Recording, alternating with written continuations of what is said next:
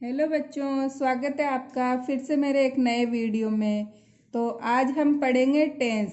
जिसने भी मेरे पिछले वीडियो नहीं देखे हैं वो उनका लिंक मैं डिस्क्रिप्शन बॉक्स में दे दूंगी, तो आप वहाँ पर जाकर देख सकते हो। तो अब हम आगे बढ़ते हैं हमारे टेंस की तरफ। तो टेंस क्या होते हैं ये जानेंगे हम आज। तो ऐसे रूल जो हमें बताते हैं कि कोई भी वर्ब या क्रिया किस समय में हो रहा है और कितना हो चुका है, तो इन सब की जानकारी हमें टेंस से मिलती है। तो आज हम इन्हीं के बारे में जानेंगे और इनसे आपको सेंटेंस बनाने में भी आसानी होगी। तो चलते हैं फिर। तो इंग्लिश में मुख्य रूप से 3 टेंस होते हैं। टेंस क्या होते हैं? काल। तो कौन कौन से? प्रेजेंट टेंस यानी कि वर्तमान काल, पास्ट टेंस यानी भूतकाल, फ्यूचर टेंस यानी भविष्य काल। वर्तमान काल होता है जो अभी चल रहा है वर्तमान में। पास्ट काल होता है यानी कि जो गुजर चुका, बीत चुका, वो होता है पास्ट टेंस। और फ्यूचर जो अब होगा भविष्य में, आने वाले कल में जो होगा वो होगा फ्यूचर टेंस।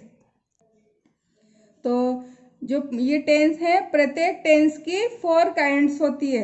कौन कौन सी?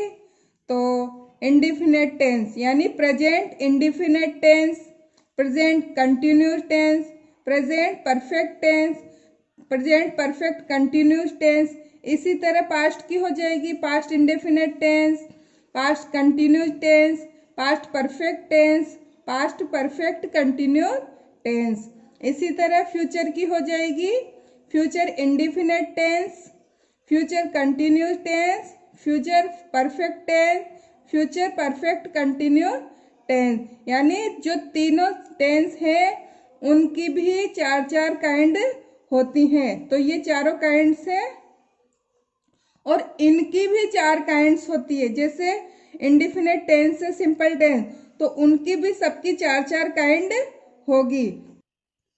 तो 4 काइंड्स कौन सी होती है वो देखते हैं हम।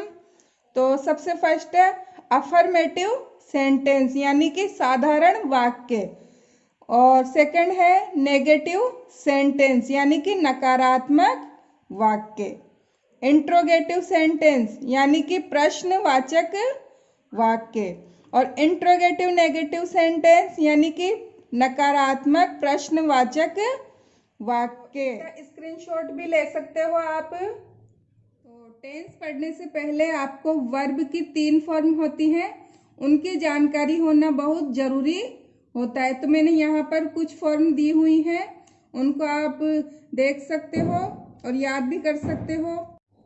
अब है 3 फॉर्म ऑफ वर्ब यानी कि वर्ब की 3 फॉर्म होती है, फर्स्ट फॉर्म, सेकंड फॉर्म और थर्ड फॉर्म। जो फर्स्ट फॉर्म होती है वो प्रेजेंट टेंस में यूज होती है, और जो सेकंड फॉर्म है वो पास्ट टेंस में यूज होती है, और थर्ड फॉर्म फ्यूचर टेंस में यूज होती है। तो यहाँ पर मैंने कुछ फॉर्म दी हुई है, जैसे कि कम है तो come, came, come, do, did, done, go, went, gone, give, gave, given, find, found, found, cry, cried, cried, bring, brought, brought, buy, bought, bought, catch, caught, caught, call, called, called, clean, cleaned, cleaned, eat, ate, eaten. तो यहाँ पे मैंने थोड़ी ही form दी हुई है, form बहुत सारी होती है तो मैं यहाँ पर नहीं दे सकती, लेकिन आप अपने स्तर से देख सकते हो क्योंकि वीडियो लंबा हो जाएगा। सबसे पहले हम पढ़ेंगे प्रेजेंट टेंस। तो प्रेजेंट टेंस का प्रेजेंट इंडिफिनिट टेंस पढ़ेंगे हम।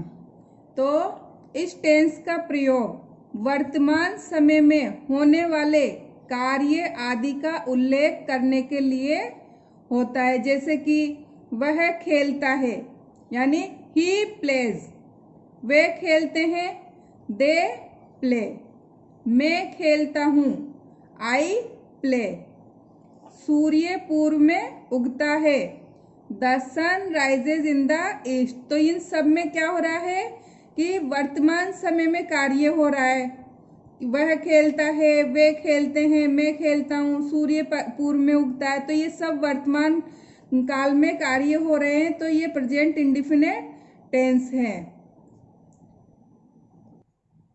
तो अब इसका हम अफर्मेटिव सेंटेंस पढ़ेंगे। प्रेजेंट इंडिफिनिट की अफर्मेटिव सेंटेंस पढ़ेंगे, यानी कि साधारण वाक्य।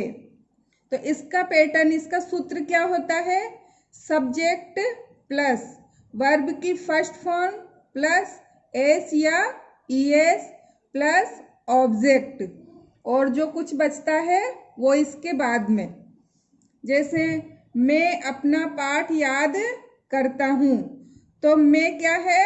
सब्जेक्ट है, तो आई, फिर है वर्ब की फर्स्ट फॉर्म, तो याद करता हूँ, तो लर्न, आई लर्न, फिर उसके बाद ऑब्जेक्ट, तो माई लेसन, तो आई लर्न माई लेसन। तुम एक पत्र लिखते हो, तो यू राइट ए लेटर, ये हो गया सब्जेक्ट, ये वर्ब, वर्ब की फर्स्ट फॉर्म, और फिर ऑब्जेक्ट। सीता गाना गाती है, तो सीता सिंग्स ए सॉन्ग, तो सीता सिंग्स ए सॉन्ग यानी कि सीता गाना गाती है, तो सीता हो गया सब्जेक्ट, ये हो गया वर्ब की फर्स्ट फॉर्म, और ये हो गया ऑब्जेक्ट। अब देखते हैं कि एस या ईएस किसके साथ लगते हैं। तो ही, शी, इट या एक वचन कर्ता के साथ वर्ब में, जो वर्ब की फर्स्ट फॉर्म में एस या ईएस लगाते हैं। यानी जो अगर सब्जेक्ट ही, शी, इट या एक वचन करता है, तो वर्ब की फर्स्ट फॉर्म के साथ एस या ईएस लगाते हैं। वी या दे कोई भी बहुवचन नाम के होने पर, आई, वी, यू या दे कोई भी बहुवचन नाम के होने पर वर्ब भी प्लूरल होगा, और अर्थात वर्ब में एस या ईएस नहीं लगेगा।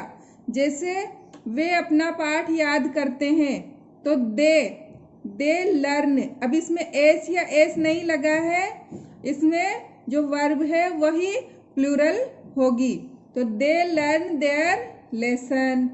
आई और यू के साथ वर्ब में एस या ईएस नहीं लगता है। जो आई, यू, वी, दे और बहुवचन जो कर्ता होते हैं, उनके साथ वर्ब में एस या ईएस नहीं लगता है। और हिंदी वाक्यों के अंत में ता है, ती है, ते हैं के साथ इंग्लिश में अनुवाद करते समय ईजीएमआर का प्रयोग नहीं होता है। अब है हमारा नेगेटिव सेंटेंस, यानी कि नकारात्मक वाक्य। तो इसका पैटर्न है सूत्र subject plus do does plus not plus verb की first form plus object plus adverb. जैसे मैं अपना पाठ याद नहीं करता हूँ, तो ये नेगेटिव सेंटेंस है, मैं अपना पाठ याद नहीं करता हूँ। तो आई do not learn my lesson, तो सब पैटर्न में सबसे पहले है सब्जेक्ट, तो सब्जेक्ट ले लिया आई, उसके बाद है डू डज, तो डू ले लिया, आई के साथ डू आएगा, आई डू, फिर है नॉट, तो नॉट आ गया, फिर है वर्ब की फर्स्ट फॉर्म, तो लर्न आ गया, ऑब्जेक्ट माई, फिर एडवर्ब लेसन, तो ये हो गया I do not learn my lesson. इसी तरह वे हॉकी नहीं खेलते हैं, तो they do not play hockey. वह पत्र नहीं लिखता है, he does not write a letter. तो नेगेटिव सेंटेंस में एक वचन कर्ता के साथ वर्ब की फर्स्ट फॉर्म के साथ डज नॉट तथा वर्ब की फर्स्ट फॉर्म में एस या ईएस नहीं लगाते हैं। जो नेगेटिव सेंटेंस होते हैं, ही, शी, इट या एक वचन कर्ता, एक वचन नाम होते हैं, उनमें वर्ब की फर्स्ट फॉर्म के साथ डू डज नॉट लगाते हैं तथा वर्ब की फर्स्ट फॉर्म में एस या ईएस नहीं लगाते हैं।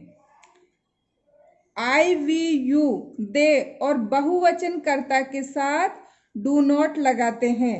जो एक वचन कर्ता के साथ तो डज नॉट लगाते हैं और बहुवचन कर्ता के साथ डू नॉट लगाते हैं। नेगेटिव हमने पढ़ लिया। अब थर्ड है इंट्रोगेटिव सेंटेंस, यानी कि प्रश्नवाचक वाक्य। तो जो ये इंट्रोगेटिव सेंटेंस होते हैं ये भी दो प्रकार के होते हैं, एक सहायक क्रिया वाले यानी कि हेल्पिंग वर्ब वाले और दूसरे WH वाले। तो पहले हम हेल्पिंग वर्ब वाले पढ़ेंगे। तो पैटर्न है इसका do does plus subject plus verb की फर्स्ट फॉर्म, फिर बाकी जो बचा वो बाद में। जैसे क्या वह पुस्तक पढ़ता है, तो जो इंट्रोगेटिव सेंटेंस होते हैं उनमें क्वेश्चन मार्क लगता है। तो does he read a book, तो जो पैटर्न है उस हिसाब से डज आ गया, सब्जेक्ट ही, वर्ब की फर्स्ट फॉर्म रीड, फिर ए बुक। क्या मैं तुम्हें एक कलम देता हूं, तो do I give you a pen, do आ गया। उसके बाद सब्जेक्ट, फिर वर्ब की फर्स्ट फॉर्म, फिर ऑब्जेक्ट, फिर एडवर्ब, जो भी बचता है वो बाद में। इसी तरह क्या तुम अपने देश से प्यार करते हो, तो do you love your country, तो आई वी यू दे बहुवचन कर्ता के साथ डू लगाते हैं और वर्ब की फर्स्ट फॉर्म लगाते हैं, और ही शी इट एकवचन कर्ता के साथ डज और वर्ब की फर्स्ट फॉर्म लगाते हैं, एस या ईएस नहीं लगाते हैं। अब देखते हैं WH से शुरू होने वाले प्रश्नवाचक वाक्य। तो इसका पैटर्न है WH word plus helping verb do does, helping verb क्या है do does, plus subject plus verb की first form plus object plus adverb. तो एग्जाम्पल है आप क्या चाहते हैं, तो WH वर्ड आ गया पैटर्न की तरह, WH वर्ड वाट आ गया, फिर है हेल्पिंग वर्ब डू, फिर सब्जेक्ट, फिर वर्ब की फर्स्ट फॉर्म, फिर उसके बाद जो भी बचता है वो बाद में, तो इसमें कुछ भी नहीं है। तो व्हाट डू यू वांट, वह यहाँ क्यों आती है, तो why does she come here, तो WH वर्ड है, फिर आ गया हेल्पिंग वर्ब, सब्जेक्ट, वर्ब की फर्स्ट फॉर्म, फिर बाकी जो बचा जो तुम कौन सी पुस्तक चाहते हो, तो which book do you want. अब है हमारा इंट्रोगेटिव नेगेटिव सेंटेंस, यानी कि नकारात्मक प्रश्नवाचक वाक्य। तो इनमें इंट्रोगेटिव भी है सेंटेंस में और नेगेटिव भी है। तो ये भी दो प्रकार के होते हैं, एक हेल्पिंग वर्ब वाले और एक WH वर्ड वाले। तो पहले ये पैटर्न देखते हैं, हम हेल्पिंग वर्ब वाले का पैटर्न देखते हैं। तो helping verb do plus not, तो डू नॉट और does not, plus subject plus verb की first form plus object plus adverb, फिर क्वेश्चन मार्क।